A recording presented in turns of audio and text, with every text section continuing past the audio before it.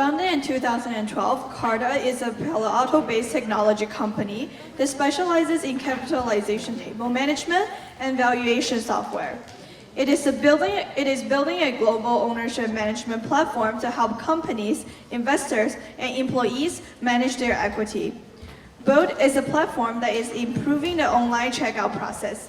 Its mission is to perfect the checkout experience for online retailers and make sure nothing gets in the way when shoppers decide to buy. Now, please join me in welcoming Japjit Tulsi, CTO at Carta, Ryan Breslow, founder at Decode, and moderator Brittany Zhang, Chief of Staff of BSCF 2019.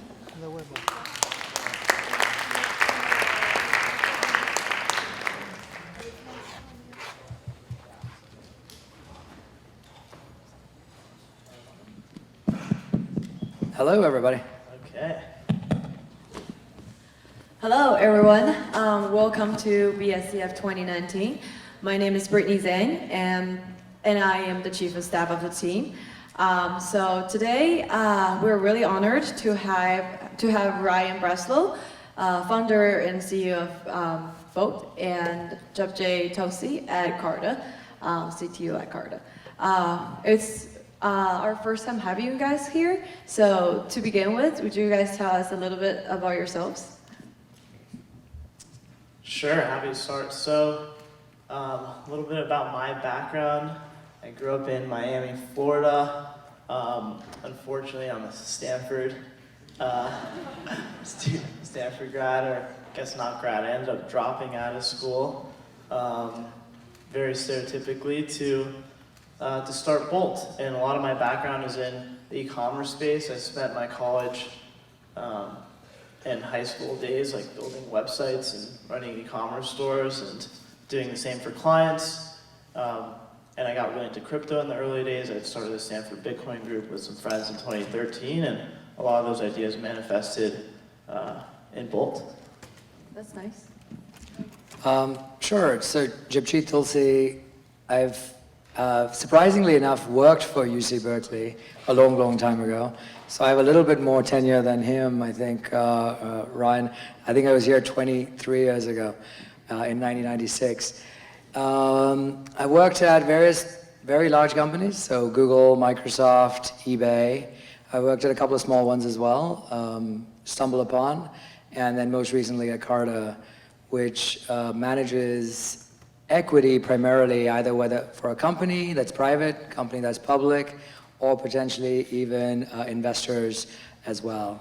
And one of our key tenets is democratizing access into alternate capital markets. Hopefully that makes sense. I don't know if it does, but I'm happy to answer questions about that after this. Continuing on that, given that many audience here might not be as familiar with the fintech business models, could you guys provide like an overview of what your companies are and what does it do for the users? Sure. So continuing off of my background, I'd always been interested in what the future of commerce looks like, what the future of payments should look like, and had this idea for Bolt, which is, half of the country spends its dollars online shopping on Amazon, and Amazon can spend hundreds of millions of dollars and thousands of engineers perfecting the buying experience and checkout flows, payments, etc. And the idea for Bolt was doing the same thing for other retailers.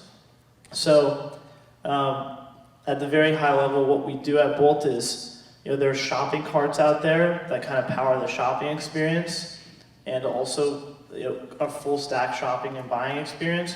We're a platform just for the buying experience. So it's everything that touches checkout, the underlying infrastructure, payments, fraud detections, gift certificates, coupons, discounts, etc. And the mission behind Bolt is to really level the playing field for online retailers who are kind of struggling to keep up with the times, have a hard time keeping their tech modernized. We come in and upgrade their whole checkout experience, their buying flow, etc. Great. On the Carta side, imagine that you're about to go start your first company, and you're wondering, what am I going to do in terms of giving equity to either the founders, the investors, or the employees that are about to go join your company. So what Carta does is makes that easy for you kind of from day one. That's our job. We actually are a B2B SaaS company. We basically enable you to have access into both the building of your company, but then managing the transactions. So if folks want to be able to buy or sell stock into your company, whether that's being an investor or the employee, we enable that for you through transactions as well. And then really the intention behind this is current day market, especially if you look at the public markets in the world today, they are very investor heavy. They are the ones who actually get access into the liquidity that is provided by these markets. If you look at the private markets, they are only investor heavy today. So a very few select, very rich people get access into these private markets. And one of Carta's key tenets is allowing basically everyone access into both the private and the public markets and making your investment thesis a lot more broader than it is today. Oh, that's cool. So in the audience today, we have many college students and young entrepreneurs. So could you guys give me one thing that you guys did in your early 20s that have a profound impact on your career choice of working in the fintech field or just in startups in general? That's such an unfair question. Like that was yesterday for him and like 20 years ago for me. I'm gonna let him go first just because. All right. I don't know. So Berkeley has a chapter, I believe. It's called ISEC. It's a international association for students, especially as it relates to global exchange. And very early on, when I was in college, I actually joined ISEC in India. So I grew up in India, by the way, for the first about 21 years of my life. And I joined ISEC early on, and one of the key tenets for ISEC was entrepreneurship. And so we did a lot of these activities. In fact, I can remember the days I organized just an event like this back in India, focused heavily around entrepreneurship and really bringing a lot of the industry elite into our team, enabling students to be able to get access to that. So I think all of you who are spending time in BSCF today are doing the right things, or any other association thereof. It is very much important to follow your passion. That's basically what it boils down to. For me, I spend most of my time in computer science as a hobby, believe it or not. I went to law school, didn't finish. I dropped out as well. But I did go to law school. My whole family is a set of lawyers. But computers was a side hobby, but it was my passion. So I think follow your passion. If there's one piece of advice I can give you, that would be it. Awesome. I couldn't agree more. During college, I think the number one takeaway that I had was just being surrounded by other students who were just incredibly passionate and impressive, and that drove me. So similarly, I got really into computer science, which was more of a hobby when I was in high school, not something I had specifically committed to and focused on, and I did that in school. I thought that was a really important foundation for building the business.